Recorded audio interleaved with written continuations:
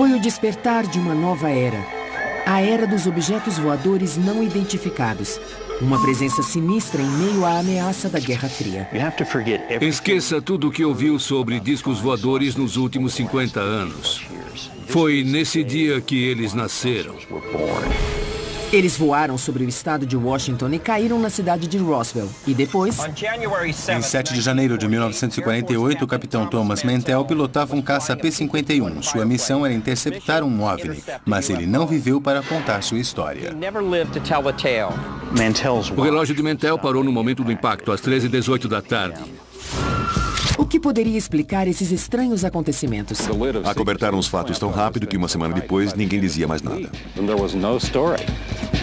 Agora voltamos ao passado para investigar os mais incríveis encontros com OVNIs da história moderna. Terá sido o início de uma guerra interplanetária ou tudo não passou de um grande complô? Classificar informações como ultra-secretas só desperta a curiosidade das pessoas. Hoje, em Reescrevendo a História.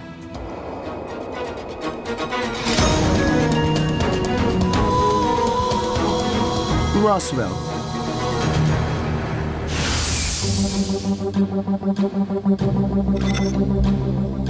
A identidade de alguns OVNIs está prestes a ser revelada.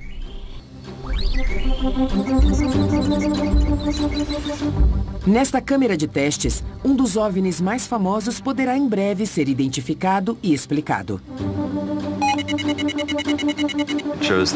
Conseguimos uma esfera de luz uniforme, então podemos simular qualquer outra esfera com a mesma resolução.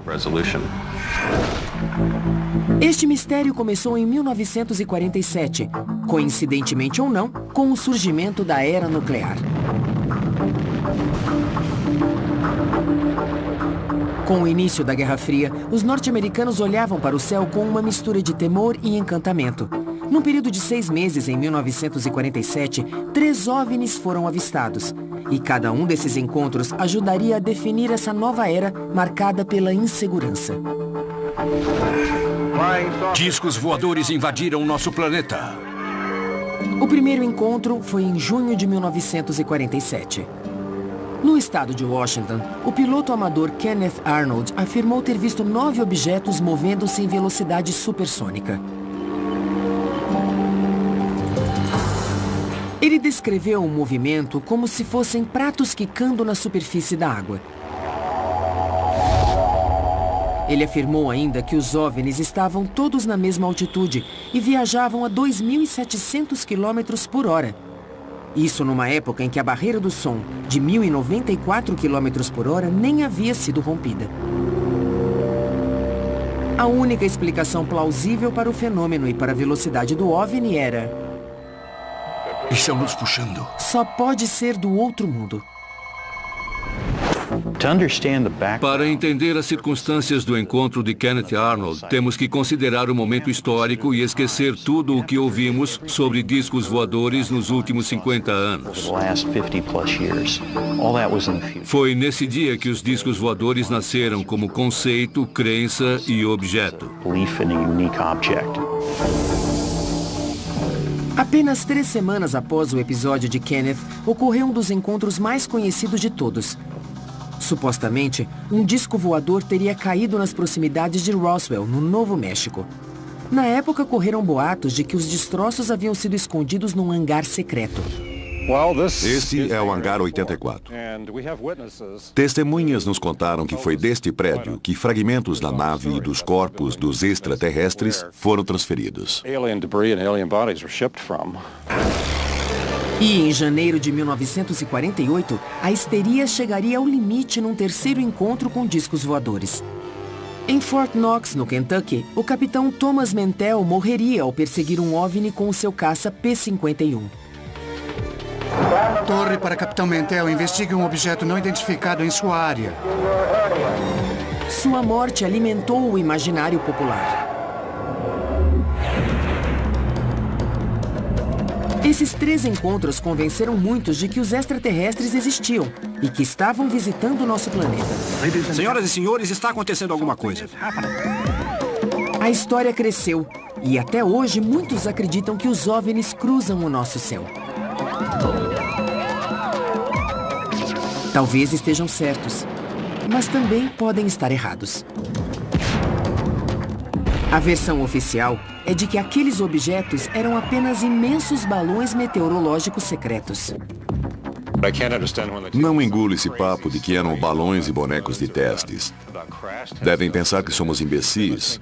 Qualquer um pode ver que é mentira. Mas o que estava acontecendo de fato nos céus dos Estados Unidos nos anos 40?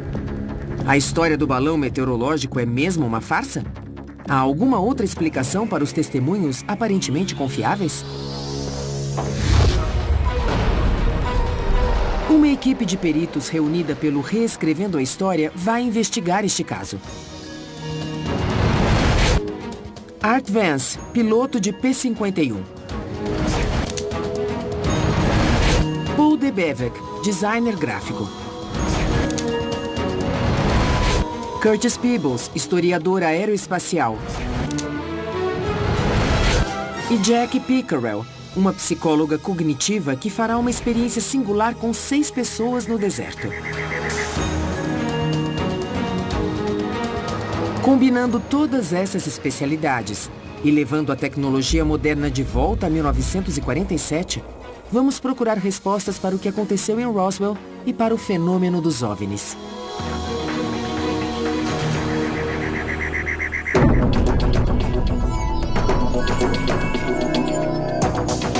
Nossa investigação começa em Chehalis, no estado de Washington, onde reconstituiremos o encontro de Kenneth Arnold com um OVNI. Na época, Kenneth Arnold, ex-craque de futebol americano na Dakota do Norte, vendia equipamentos contra incêndio. Ele não era o tipo que inventava histórias ou buscava a fama. O que ele viu, afinal? Poderiam esses objetos voar a 2.700 km por hora, como ele informou? E estavam mesmo a 2.700 metros de altitude? Para descobrir, vamos repetir esse encontro da forma mais fiel possível. Primeiro, para obter o mesmo ângulo de visão que Kenneth dispunha da cabine, tivemos que encontrar uma réplica exata do Caller modelo A2 usado por ele.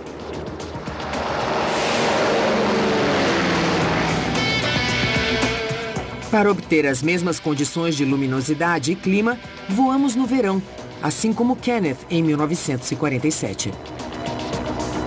Bill Owens, o nosso piloto, foi instruído pelo historiador Kevin Henderson. Vamos começar em Chehalis, onde Kenneth decolou. A rota foi baseada no depoimento dele. Kenneth decolou às 2 da tarde de Chehalis em direção a Yakima, no estado de Washington, e meia hora depois estava sobrevoando a cidade de Mineral. De sua posição, ele podia ver 3 picos. 200 quilômetros para o norte, o Monte Baker com 3.000 metros de altitude. Mais perto dele estava o Monte Rainier com 4.300 metros e ao sul o Monte Adams com 3.700 metros.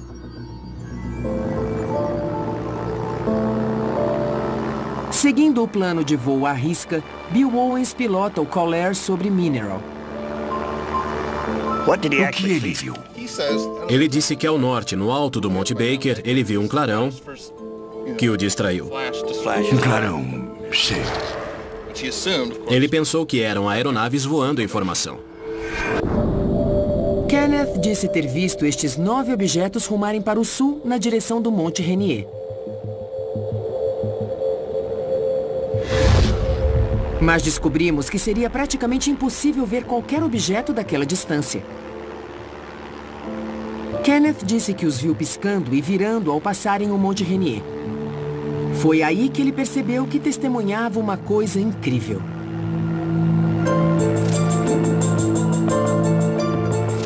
Kenneth tentou calcular a velocidade deles quando voavam entre o Monte Rainier e o Monte Adams. Uma distância de cerca de 80 quilômetros que ele cronometrou em 1 minuto e 42 segundos. Ele calculou 2.700 km por hora. Inimaginável naquela época. Curtis Peebles, historiador aeroespacial, questiona essa estimativa. Os objetos voavam muito acima de Mach 1, quase a Mach 2. Contudo, não produziram um estrondo sônico. E já que voavam baixo, ele deveria ter ouvido um grande estrondo. Mas ele não ouviu nada. Os ufólogos argumentariam que as naves espaciais são capazes de eliminar o estrondo sônico. Mas a física, extraterrestre ou não, tem leis empíricas, assim como a geografia. Kenneth disse que os OVNIs estavam na mesma altitude que a dele e que zigue-zagueavam nesta cadeia montanhosa. As discrepâncias começam a aparecer quando traçamos a posição de Kenneth num mapa topográfico. Ele afirmou que os OVNIs e as montanhas estavam na mesma altitude que a sua, 2.700 metros. Na verdade, as montanhas não têm essa altitude. Essas discrepâncias revelam sua dificuldade em calcular distâncias e altitudes. Kenneth não tinha motivos para inventar uma história ou pregar uma peça. Então, o que ele realmente viu? Alguns sugerem que foram gansos. Uma investigação da Força Aérea chegou à conclusão de que foi uma miragem. E podemos ver isso em primeira mão. Repare nesta imagem. Isto parece um OVNI. Mas pode ser explicado. Não passa de um reflexo no vidro da cabine. O reflexo do Sol pode criar muitas ilusões. Mas nenhuma explicação foi conclusiva. Aquilo que Kenneth viu pode ser explicado por outro incidente que chegou às manchetes 20 dias depois. Esse incidente se tornou um marco cultural e criou um destino turístico. Chegou a hora de reconstituirmos os acontecimentos de Roswell.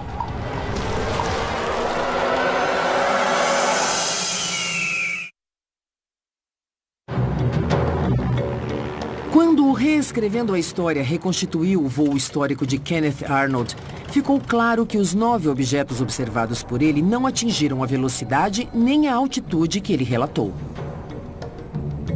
Mas, em 1947, o incidente virou manchete. E 3 semanas depois, a história se repetiu quando um dos discos voadores supostamente se espatifou em Roswell, no Novo México. É assim que os relatos históricos descrevem o que aconteceu. Em julho de 1947, o fazendeiro Mac Brazel descobriu destroços estranhos numa pastagem. Tiras de borracha, fita adesiva, ripas e papel alumínio. Ele recolheu tudo e levou para o xerife de Roswell, que chamou os militares. A Força Aérea despachou uma equipe para investigar e recolher qualquer material esquecido por Mac Brazel.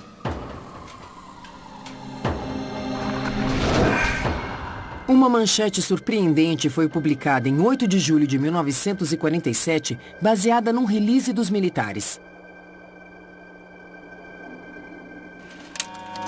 Naquela mesma tarde, numa coletiva de imprensa, as Forças Armadas apresentaram os objetos encontrados. Um repórter de um jornal local tirou 5 fotos do material. Estas foram as únicas imagens divulgadas oficialmente. Ao examinar as fotos de perto, vemos o que parece ser papel alumínio, ripas e algum tipo de tecido escuro, que o governo insiste pertencerem a um balão meteorológico. De início, afirmaram que era um disco voador. E no dia seguinte, a Força Aérea disse que era apenas um balão meteorológico. Uma nova manchete apareceu no jornal local na quarta, 9 de julho. O incidente estava encerrado. Ou não. Acobertar os fatos tão rápido que uma semana depois, em julho de 1947, ninguém dizia mais nada. Foi como se nada tivesse acontecido. O governo acobertou a história? Ou nada realmente aconteceu? De qualquer modo, o incidente em Roswell foi esquecido por 30 anos. Foi só em 1978, quando Jesse Marcel começou a falar sobre suas experiências, que outros também começaram a falar. Jesse Marcel foi um investigador militar do caso em 1947. Sua afirmação de que o governo encobriu os fatos se tornaria um dos pilares do mito que envolve Roswell.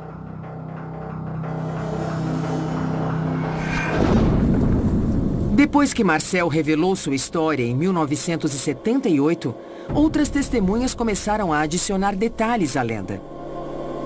Na nova versão, além de chapas metálicas e ripas, Mac Brazel teria encontrado um extraterrestre entre os destroços. Fitas com motivos florais, na verdade, seriam estranhos hieróglifos. Outras testemunhas afirmaram que, após a coletiva de imprensa, o material teria sido despachado para um local secreto. A Área 51, onde o governo dos Estados Unidos continuaria a guardar seus segredos. Se você tivesse um monte de metais e alguns corpinhos, o que faria? Você os pegaria e guardaria para sempre. Esses detalhes fascinantes transformaram Roswell no mais importante encontro com OVNIs de todos os tempos. Mas à medida que a história era aumentada, surgiam problemas com os detalhes. Por exemplo, não havia um consenso sobre onde a nave havia pousado. Nem sabemos se foi num lugar só, sabemos onde os destroços foram localizados devido aos testemunhos, mas faltam várias peças do quebra-cabeça, entre elas o local do impacto. Testemunhas apontam para um milharal, para o Rancho Foster e para Ragsdale. Quando arrebanhamos os animais com as motos, os carros ou a cavalo, sempre olhamos para baixo procurando destroços para poder provar o que aconteceu aqui. Algumas pessoas situam os destroços nas planícies de Santa Agustine, 240 quilômetros a leste daqui. Mas cada detalhe no caso Roswell sofre de um problema sério. Os relatos são sempre dissonantes e, com o passar do tempo, os detalhes parecem mudar e ficam mais elaborados. Assim, parece haver duas explicações plausíveis para o incidente de Roswell. A primeira é que extraterrestres visitaram a Terra e estão sob a custódia do governo norte-americano. A segunda é que as testemunhas inventaram a história. Mas poderia haver uma terceira explicação? Talvez os relatos, como os de Jesse Marcel ou Mac Brazel, sejam verdadeiros, mas inconscientemente eles podem ter enfeitado os fatos e tê-los transformado numa memória inexata do incidente. Na verdade, havia coisas voando acima de Roswell. Eram misteriosas, ultra-secretas e tecnologicamente avançadas. O Mogul era um projeto de segurança nacional que enviava balões munidos de equipamentos acústicos para a estratosfera para monitorar os testes nucleares soviéticos. Na década seguinte, várias experiências aeroespaciais secretas foram realizadas sob forte esquema de segurança. E até bonecos foram lançados da estratosfera. Muitos bonecos foram lançados. Cerca de 2.500 balões foram lançados em 30 anos só no Novo México. Os projetos eram tão sigilosos que nem os oficiais de alta patente na base aérea de Roswell tinham sido informados. Será que as pessoas extrapolaram esses eventos, transformando-os em algo de caráter extraterrestre?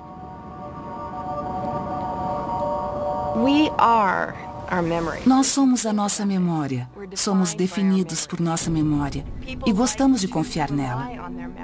Mas com o passar do tempo, ela se deteriora.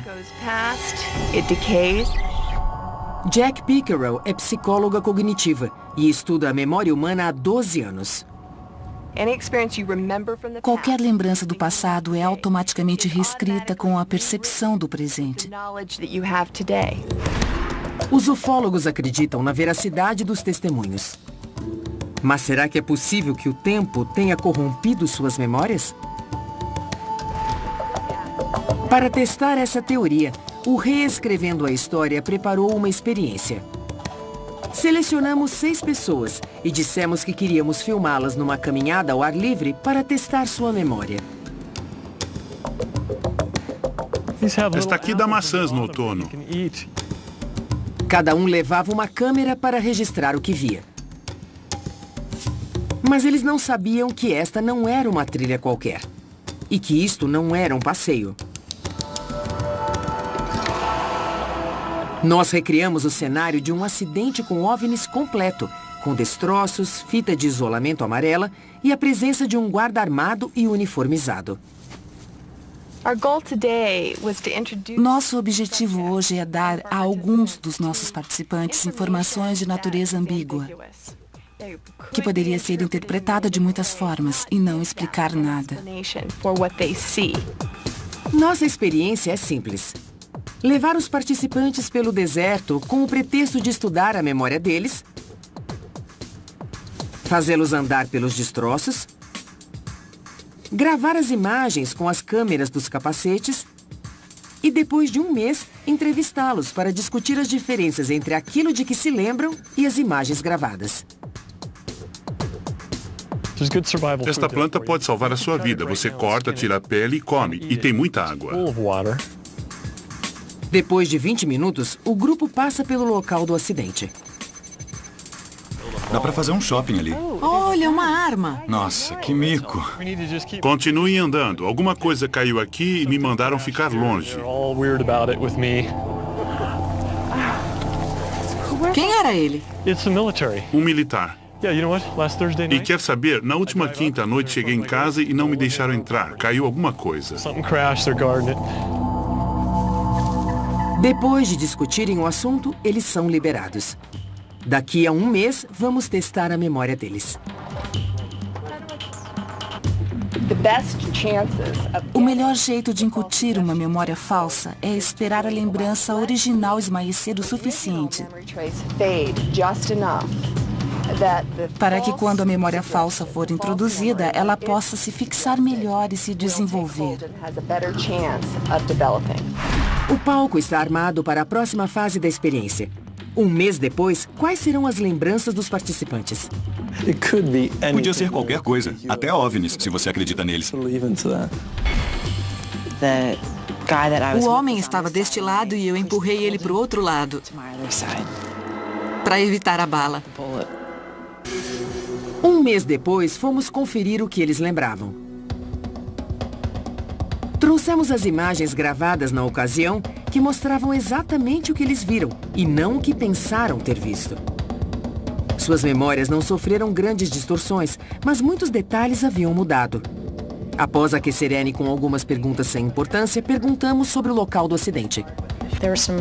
Haviam alguns guardas armados no local, que estava cercado por um cordão de isolamento para ninguém entrar. Entramos lá para olhar, mas fomos impedidos por guardas armados. Quando a psicóloga Jack Pickerel pediu mais detalhes sobre os guardas, ela não mostrou a mesma segurança.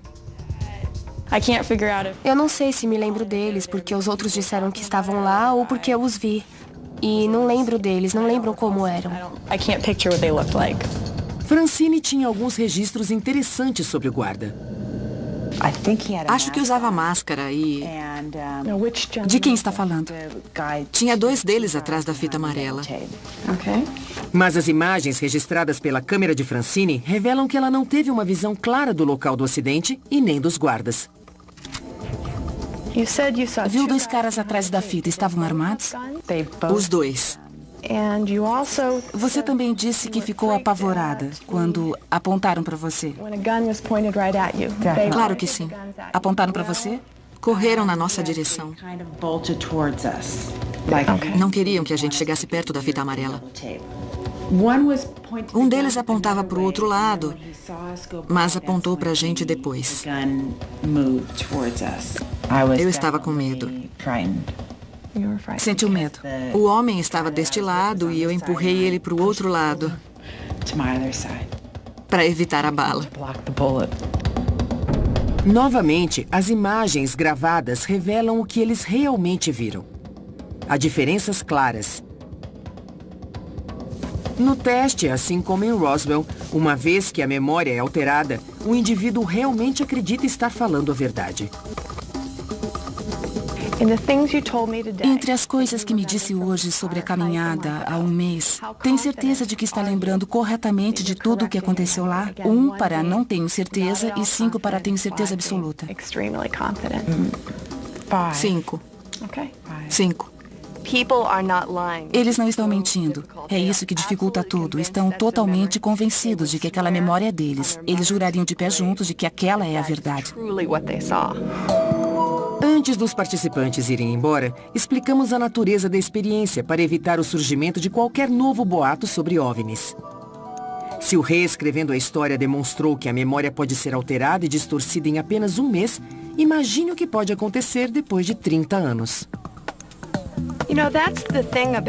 A criação de uma memória falsa não é intencional.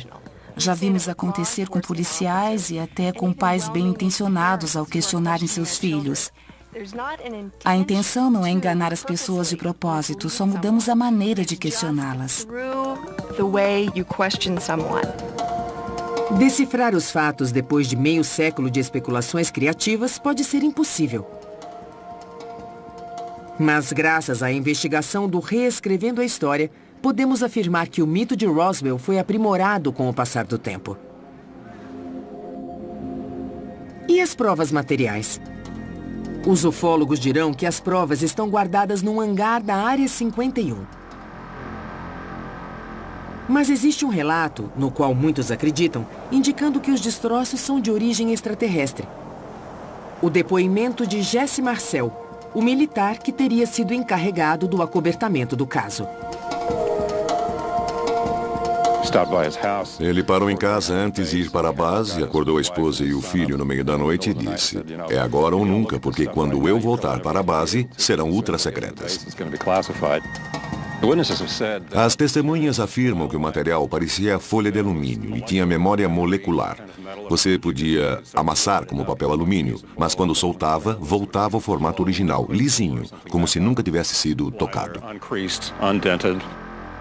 Mas haverá uma outra explicação para essa estranha substância que apoie a teoria dos testes secretos com balões meteorológicos? O Reescrevendo a História visitou um laboratório metalúrgico para achar algumas respostas. Primeiro, Russ Sherman, especialista em metais, examinou as fotos tiradas pela imprensa. Para mim, parece um tecido ou plástico revestido. É difícil dizer. Parece que isto preso ao balão era um radar. Em 1947, um garoto de 11 anos, ou qualquer um, conheceria o papel alumínio. Certo. Que depois de amassado não desamassa sozinho, porque não tem memória molecular. Mas se fosse plástico metalizado, desamassaria.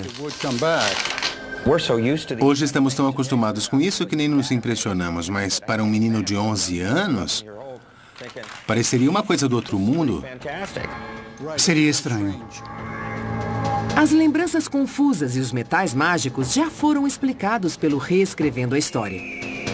Mas, independentemente do que aconteceu, o acidente em Roswell alimentou uma paranoia crescente e serviu de palco para o terceiro e mais mortífero encontro com um OVNI já documentado.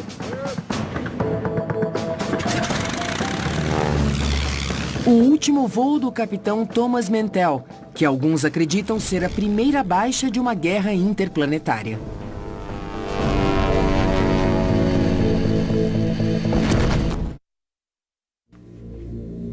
Em 1947, depois do encontro de Kenneth Arnold, uma paranoia crescente encheu os céus norte-americanos de luzes e aeronaves misteriosas. Em janeiro do ano seguinte, a paranoia e o medo ganharam um rosto. O do capitão Thomas Mantell, a primeira baixa de uma guerra interplanetária. Hoje, o Reescrevendo a História abre os registros oficiais para compararmos o que sabemos com o que realmente aconteceu. No dia 7 de janeiro de 1948, logo depois da 13h, começaram a chegar relatos sobre um objeto enorme no céu do Kentucky. Naquele momento, o capitão Mantell liderava uma esquadrilha de Mustangs P-51 num voo de baixa altitude cruzando o estado. Ao se aproximarem de Fort Knox, a torre de controle de Godman pediu que investigassem o objeto. e Mantell concordou. A 4.300 metros, os 3 pilotos iniciaram uma subida vertical. A velocidade máxima para uma subida vertical seria de 290 km por hora. A 6.700 metros, 2 pilotos decidiram retornar preocupados com a falta de oxigênio. O oxigênio é necessário acima dos 3.700 metros. Acima de 7.600 metros, o piloto perde a consciência em 4 ou 5 minutos. O capitão Mantell não estava disposto a desistir. Depois de perseguir o OVNI por 45 minutos, alguma coisa aconteceu. As fotos contam o resto da história. Quando os destroços foram examinados, a trava da cabine estava intacta. Concluiu-se que Mantell não tentou saltar de paraquedas. Seu relógio parou no momento do impacto, às 13h18 da tarde. Alguns acreditam que ele foi derrubado, mas outros têm uma explicação mais simples. O problema é que ele não tinha oxigênio. Mantell desmaiou enquanto o Mustang continuava a ganhar altitude. Ele entrou em parafuso e se espatifou numa fazenda.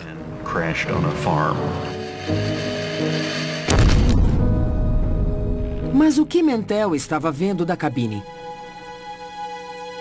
Com a escassez de informações, a imaginação corria solta, e então começaram as especulações. Na época do acidente, corria o boato de que foi um avião soviético que atirou no P-51, que estava radioativo, e que o corpo de Mantell não foi encontrado. Estavam todos errados. Nos anos 70, o governo abriu os arquivos sobre outro projeto secreto. Dessa vez, os balões foram lançados de Columbus, Ohio, em janeiro de 1948. Acho que o capitão Mantell estava perseguindo um Skyhook, um balão enorme de plástico que pode chegar a 30 mil metros. Um balão desses foi lançado pouco antes do incidente, levando um dispositivo de raios cósmicos. Esses balões foram lançados às dúzias por todos os Estados Unidos e ainda hoje a NASA continua a lançá-los. Hoje eles podem subir acima dos 30 mil metros e ficar lá em cima por dias, até semanas, e podem circular o globo nas correntes de grande altitude. O que Mantell viu naquela fatídica tarde de janeiro? Foi um balão meteorológico? O planeta Vênus, como alguns afirmaram? Ou foi mesmo derrubado por um OVNI? A pergunta dos ufólogos é pertinente. Como um piloto altamente qualificado confundiria um balão com um alvo inimigo? A pergunta é válida porque ninguém fez a reconstituição do encontro com as mesmas condições de luz, com o mesmo balão e com a mesma aeronave que Mantell pilotava até agora.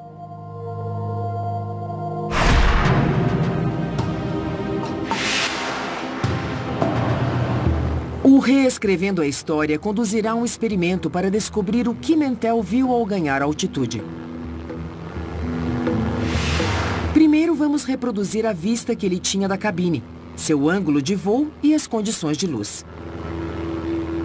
Depois precisamos recriar a imagem de um balão Skyhook de 1.200 metros de diâmetro com as mesmas condições de luminosidade daquela tarde de 1948. Finalmente vamos comparar as imagens para entender o que Mantell estava tentando interceptar em seu trágico voo final. Nossa busca nos leva a Nevado, na Califórnia, onde se encontram um dos últimos P-51 ainda em operação. Qual será a missão de hoje? Vamos repetir o último voo do capitão Mantell, utilizando o relatório do acidente e a documentação disponível. Art, você vai mandar a gente lá para cima reproduzir esse voo? Dá para fazer, mas a queda pode ser um problema. Mas mudar o voo de Fort Knox, Kentucky, para Nevado, na Califórnia, que ocorrerá com uma diferença de 6 meses da data original, requer os serviços de um astrônomo, porque se a luminosidade e os ângulos de irradiação solar não corresponderem, nossa experiência será inútil. Como reproduzir as condições do voo de Mantell em 1948? O Mustang estava rumando para 230. Calculei a posição do Sol em Kentucky naquela tarde e o avião estava a uns 9 graus para a direita do Sol. Então fiz os cálculos correspondentes da altitude do Sol e cheguei a um ângulo de 85 graus. O ideal seria decolarmos hoje entre as 7h30 e 8 horas. Agora, outro desafio.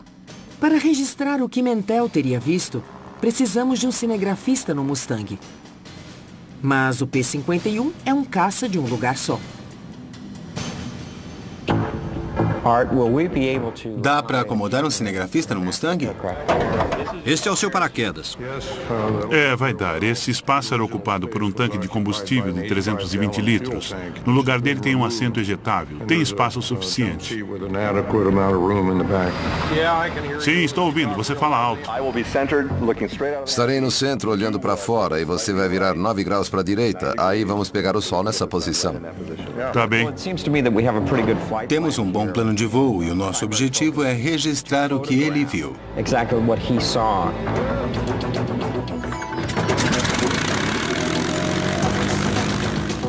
O nosso Mustang reconstituiu o voo do capitão Mantell com precisão. Hartmann teve contato constante com a base e voou no mesmo ângulo de Mantell. E o nosso cinegrafista registrou as imagens. Esta era a visão que Mantell tinha naquele dia. Mas uma coisa estava faltando: a imagem do objeto que ele teria visto. Desafiamos Paul de Bevic, especialista em computação gráfica, a simular a imagem para depois incluí-la no vídeo que gravamos em voo. Conseguimos uma esfera de luz uniforme, então podemos simular qualquer outra esfera com a mesma resolução. Pesquisando no Institute for Creative Technologies, Paul desenvolveu um método especial para iluminar objetos de forma realista. Uma das minhas motivações foi poder gravar pessoas no estúdio e depois iluminá-las de forma a imitar a luminosidade local. Depois posso fazer uma sobreposição e recriar o fundo no estúdio. Fica super natural, mas é um efeito especial. Se essa técnica puder ser adaptada para o nosso experimento, teremos outros desafios. Primeiro, precisamos fazer uma réplica exata de um balão meteorológico. Depois, precisamos de imagens em 360 graus para recriar o céu em torno do balão. Esse desafio levará ao Reescrevendo a História aos céus pela terceira vez.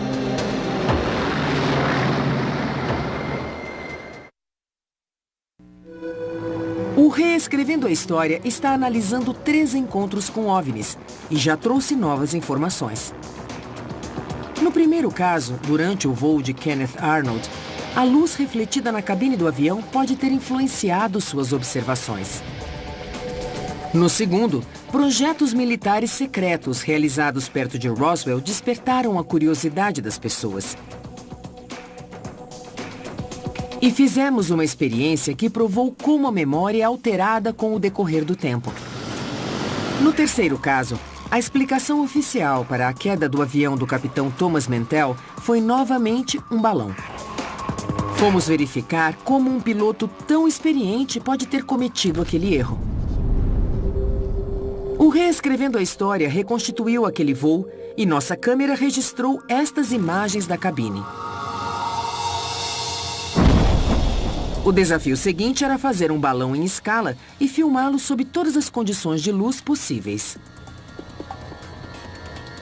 O balão então foi posicionado e as luzes do estúdio apagadas. Então o programador Tim Hawkins capturou as imagens no computador.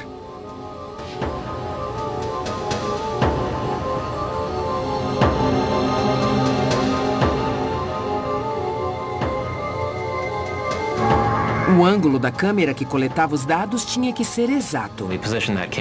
Posicionamos a câmera embaixo do balão para termos uma visão de baixo para cima, como a de Mantell. Para a segunda parte deste teste, precisávamos reconstituir as mesmas condições de luminosidade daquela fatídica tarde. Usamos uma lente olho de peixe na câmera.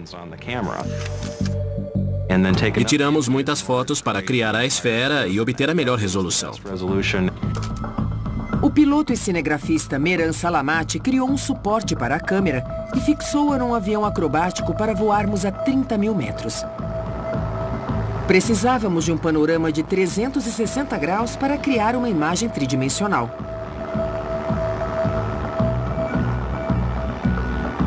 Registrar a imagem da parte superior foi relativamente fácil. Mas e da parte inferior? O avião acrobático ofereceu a solução.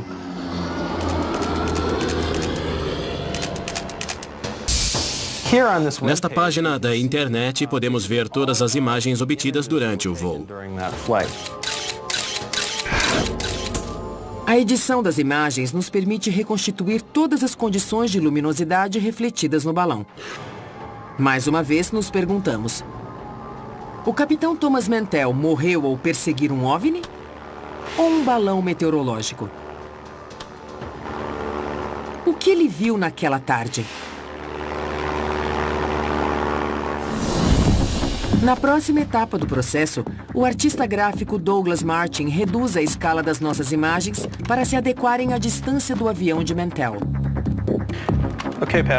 Pat, terminei. Quer dar uma olhada? O objeto está a 9 graus do Sol. Se achar a imagem certa, nós podemos montar. Patrick Martin, assistente gráfico, procura uma imagem que combine com o ângulo do objeto em relação ao Sol. Doug, que tal? É isso. Vem dar uma olhada. Douglas reduz a imagem para se adequar à altitude do balão. Aqui o objeto está a 15 mil metros. E aqui a 23 mil. Ele tem cerca de 1/4 do tamanho do Sol em relação ao que você veria da cabine. E aqui a 30 mil metros. Qual delas você acha que Mantell viu? A 15 mil metros dá para ver bem o que é. A 23 mil metros a imagem é mais ambígua. Foi a 23 mil mesmo. Eu iria atrás. Valeria a pena. Finalmente, nossa experiência chegou ao fim. Esta seria a aparência de um balão Skyhook flutuando 23 mil metros acima de um Mustang P-51 em voo vertical, voando precisamente no mesmo ângulo e nas mesmas condições de luz de 8 de janeiro de 1948. Esta pode ter sido a imagem que Thomas Mantell viu ao desmaiar por falta de oxigênio. Se você estivesse lá em cima com uma coisa dessas, veria um objeto voador. E se não soubesse o que era, seria não identificado. Então, seria um OVNI. O importante é que Mantell era um homem corajoso, que morreu no cumprimento do dever. E nenhuma teoria pode questionar sua devoção ao seu país. Sua morte trágica só serviu para insuflar o pânico e o medo entre as pessoas. Discos voadores invadiram o nosso planeta. O público exigia uma explicação dos militares para cada um desses encontros com OVNIs. E, em todos os casos, a resposta era a mesma. Eram balões meteorológicos. Durante anos, essa desculpa pareceu tão absurda que até naves extraterrestres pareciam uma boa explicação. Classificar informações como ultra-secretas e negar acesso a elas só desperta a curiosidade das pessoas, ativa sua imaginação e gera boatos. Levaria 50 anos para que o governo explicasse o que aqueles balões realmente faziam nos céus dos Estados Unidos. Na nossa investigação desses 3 casos antigos, demonstramos que os 9 objetos avistados por Kenneth Arnold não poderiam estar viajando na velocidade e nem na altitude descritas por ele. No caso Roswell, provamos que o tempo pode distorcer a memória, mesmo num curto espaço de tempo. E que depois de 3 décadas, bonecos experimentais podem ter sido confundidos com extraterrestres. E no caso do Capitão Mantell, vimos que balões meteorológicos podem ser confundidos com OVNIs sob determinadas condições. Em nome da segurança nacional, os militares esconderam a verdade de nós. E ao fazê-lo, a semente da mitologia em torno dos OVNIs acabou sendo plantada. Então ficamos com a impressão de que o governo dos Estados Unidos tinha capturado um disco voador e trancado num hangar secreto e jogado a chave fora. Mas como acontece com a maioria das teorias conspiratórias, nenhuma investigação é capaz de convencer seus partidários da verdade.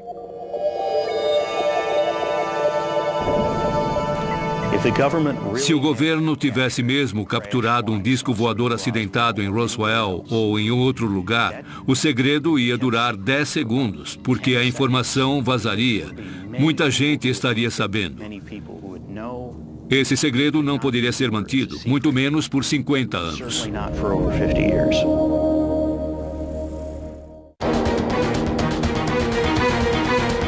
Versão brasileira, Tempo Filmes, São Paulo.